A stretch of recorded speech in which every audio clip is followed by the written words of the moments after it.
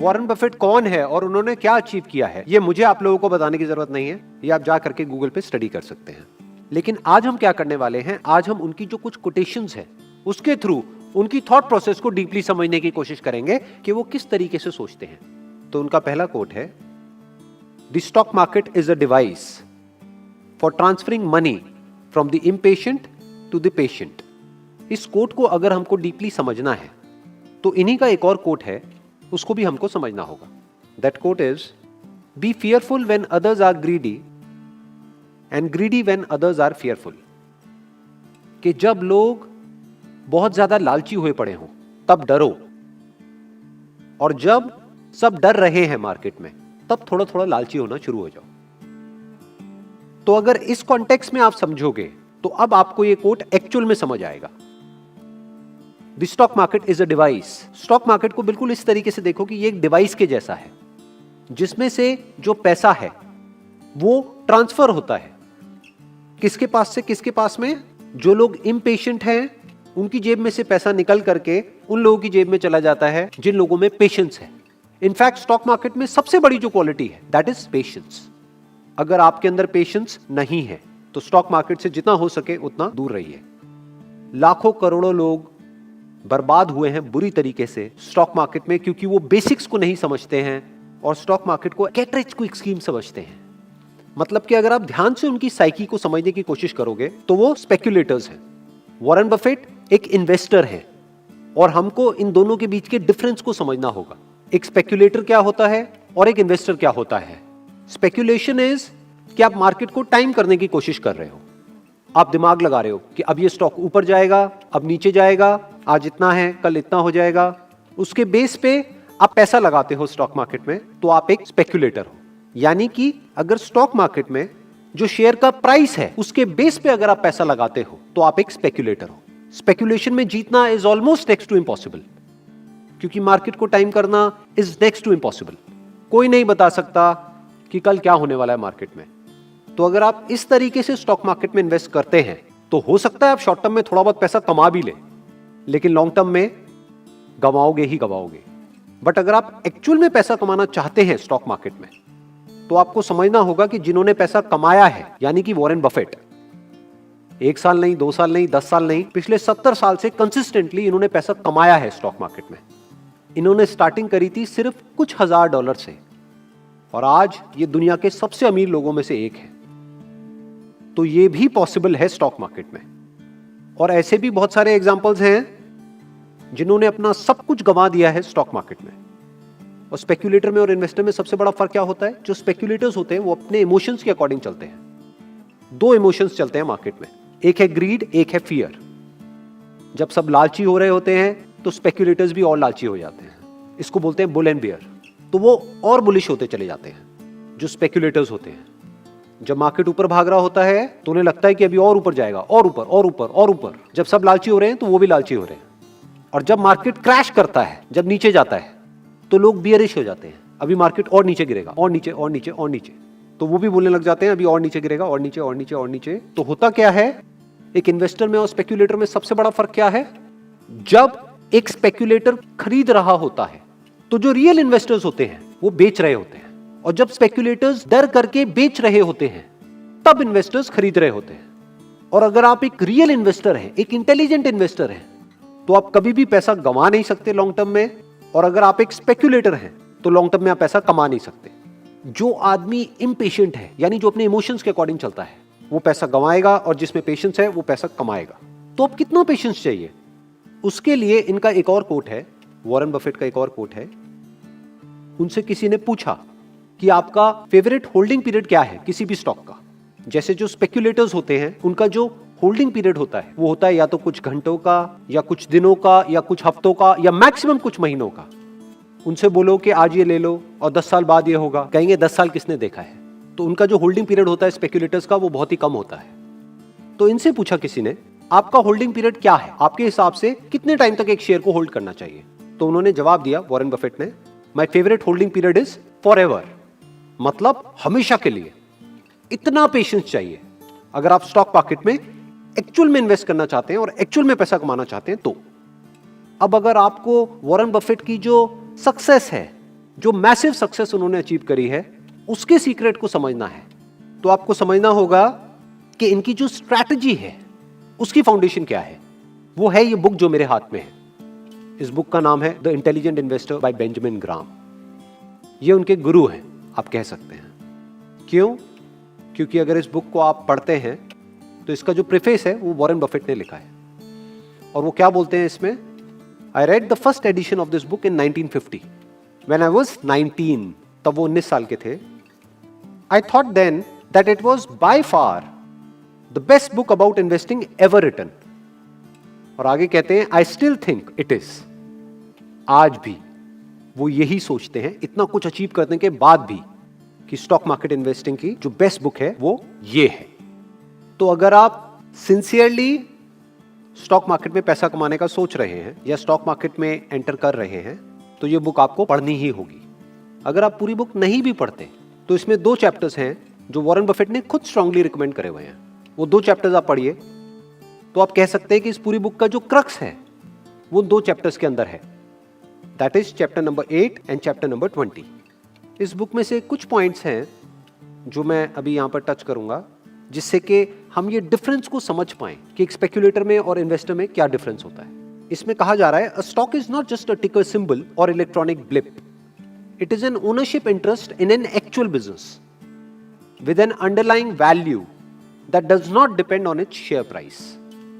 ये इस पूरी की पूरी बुक का एसेंस है, ये इस इन्वेस्टमेंट फिलॉसफी का एसेंस है, क्रक्स है।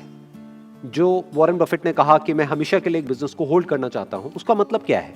एक इन्वेस्टर कैसे सोचता है कि मैं मालिक बन गया हूं उस कंपनी में, उस कंपनी का शेयर खरीद करके। ये सिर्फ बोल करके आपको खुश करने के लिए नहीं है, ये फैक्ट है। मालिक कौन होता है? एक शेयर होल्डर। और उस कंपनी के जो डायरेक्टर्स हैं वो एक्चुअल में उस कंपनी के एम्प्लॉइज हैं जो काम कर रहे हैं आपके लिए। किसके लिए? मालिक के लिए। मालिक कौन है? जो शेयर होल्डर है। वो जो काम कर रहे हैं उनको तो सैलरी मिल रही है, बट प्रॉफिट किसको मिलता है? शेयर होल्डर को मिलता है। तो शेयर खरीदने का मतलब क्या? मालिक बनना एक बिजनेस के अंदर, एक बिजनेस को ओन करना। अगर ऐसी थिंकिंग आपकी है तो आप एक इन्वेस्टर हो। स्टॉक मार्केट सिर्फ ये नहीं है कि प्राइस ऊपर नीचे हो रहा है।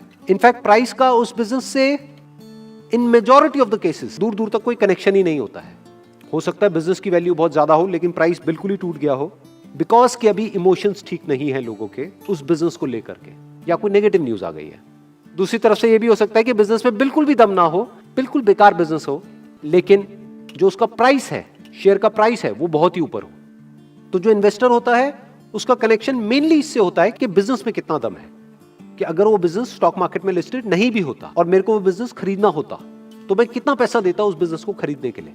वो पहले ये वैल्यू कैलकुलेट करता है, फिर उसके अकॉर्डिंग देखता है कि जो प्राइस मैं पे कर रहा हूं वो उस वैल्यू से कम है या ज्यादा है। अगर कम है तो बहुत ही बढ़िया है, इसका मतलब सोना हमको पीतल के भाव में मिल रहा है, और अगर ज्यादा है तो इसका मतलब पीतल हमको सोने के भाव में मिल रहा है। बिल्कुल मत खरीदना, चाहे पूरी दुनिया खरीद रही है। इस कॉन्सेप्ट को इन्होंने कहा है मार्जिन ऑफ सेफ्टी। चैप्टर 20 पूरा इसी के बारे में है कि हमारे जो इन्वेस्टमेंट डिसीजंस हैं वो गलत भी हो सकते हैं, तो एक मार्जिन ऑफ सेफ्टी होना चाहिए। यानी कि जो बिजनेस की एक्चुअल वैल्यू है, अगर आपने उतने में या उससे कम में खरीदा है तो आप सेफ हो, बट अगर उससे बहुत ज्यादा महंगे में आपने खरीद लिया है तो आप अनसेफ हो। कभी भी वो प्राइस क्रैश कर सकता है। इसमें एक बहुत ही कमाल का एग्जाम्पल दिया गया है चैप्टर नंबर 8 में, कि अगर आपको 2 चैप्टर भी ना पढ़ने हो और सिर्फ एक ही चैप्टर पढ़ना हो तो वो है चैप्टर नंबर 8। उसमें मार्केट को एक नाम दे दिया गया है, स्टॉक मार्केट को एक नाम दे दिया गया है, मिस्टर मार्केट। आप इमेजिन करो कि आप एक बिजनेस को ओन करते हो जिसकी की वैल्यू है $1000, और ये मिस्टर मार्केट है, रोज आकर के आपके घर की घंटी बजाता है और आकर के आज आपको वैल्यू बताता है कि आज जो आपका $1000 है वो हो गया है $1100 का। आपको खरीदना है, आपको बेचना है, और लेना है तो और ले लो, बेचना है तो बेच दो। और कल आकर के घंटी बजाता है कि आज वो हो गया है $800 का, फिर आकर के घंटी बजाता है कि आज हो गया है $1400 का। तो ये मिस्टर मार्केट क्या करता है, ये आकर के डेली आपको प्राइस बताता है आपके बिजनेस का, जो एक्चुअल प्राइस होना चाहिए आपके बिजनेस का, उससे दूर दूर तक मैच नहीं करता है। इनफैक्ट मिस्टर मार्केट को इन्होंने एक बड़ा इंटरेस्टिंग नाम दिया है, वो है सर्टिफाइड लुनेटिक। लुनेटिक का मतलब होता है पागल या बेवकूफ, कि वो पागल है, वहां पे लॉजिक काम नहीं करता है। इमोशंस काम कर रहे होते हैं। ये बुल और बियर और कुछ नहीं है, इमोशंस है। ग्रीड और फियर काम कर रहा होता है, लॉजिक नहीं चलता है। हो सकता है एक बिजनेस की वैल्यू हो 100 रुपए और वो बिजनेस का प्राइस हो 10 रुपए। ये भी हो सकता है एक बिजनेस की वैल्यू हो 100 रुपए और उसका प्राइस हो 10,000 रुपए। तो कोई लॉजिक ही नहीं है। तो जो इन्वेस्टर्स होते हैं वो क्या करते हैं, वो मार्केट के हिसाब से नहीं चलते हैं। इन्वेस्टर क्या करता है, पहले एक बिजनेस की वैल्यू निकालता है कि जो कंपनी है इसकी एक्चुअल में वैल्यू क्या है। मान लो $1000 है। अब वो मिस्टर मार्केट से पूछता है, यानी मार्केट में उसका रेट देखता है कि रेट कितना है, $600, खरीद लो, कोई डर नहीं है। अच्छा, वैल्यू है इस बिजनेस की $1000, कितने का मिल रहा है, $10,000। दूर रहो। चाहे पूरी मार्केट पागलों की तरह उस स्टॉक के पीछे भाग रही हो, चाहे वो स्टॉक मार्केट का फेवरेट स्टॉक हो, बट उससे दूर रहो। पैसा कमाया जाता है लॉन्ग टर्म में बेस्ड अपॉन कि उस बिजनेस की वैल्यू क्या है। तो आपको बिजनेस की वैल्यू कैलकुलेट करनी आनी चाहिए। आपको कुछ बेसिक रेशियोज के बारे में पता होना चाहिए कि ईपीएस क्या होता है, पीई क्या होता है। ईपीएस मतलब अर्निंग पर शेयर, उसका प्राइस से क्या कनेक्शन होता है, कंपनी की ग्रोथ कितनी है पिछले 5 साल में, टॉप लाइन कितने से ग्रो करी है, बॉटम लाइन कितने से ग्रो करी है, फ्यूचर में ये कंपनी क्या करने वाली है, किस तरीके से करने वाली है। तो कंपनी की क्वार्टरली अर्निंग कॉल्स होती है, वो सुननी होती है, या अगर उसकी ट्रांसक्रिप्ट है तो वो पढ़ना होता है। उनकी एनुअल रिपोर्ट्स को पढ़ना होता है। स्पेक्यूलेटर ये सब नहीं करता है। स्पेक्यूलेटर टिप्स के अकॉर्डिंग चलता है। कोई दोस्त आया, उसने आकर के बोला खरीद ले, ये शेयर डबल होने वाला है कुछ दिनों में, तो उसने खरीद लिया और फिर वो डबल क्या 10 गुना कम हो गया उसका रेट, और अब रो रहा है वो बैठ करके कि मैं तो लुट गया, मैं तो बर्बाद हो गया। इन्वेस्टर क्या करते हैं, कंपनी की एनुअल रिपोर्ट को पढ़ते हैं, जो रिपोर्ट कई कई बार 200 पेज 300 पेज की भी होती है।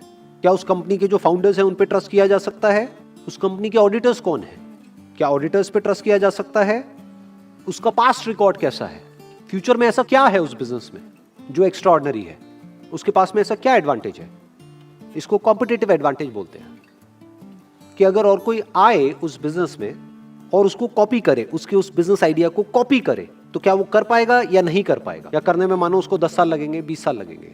तो इन सारी चीजों को देखा जाता है। ये कौन देखता है, एक इन्वेस्टर देखता है। बिल्कुल इस तरीके से देखता है जैसे कि वो खुद वो बिजनेस कर रहा हो।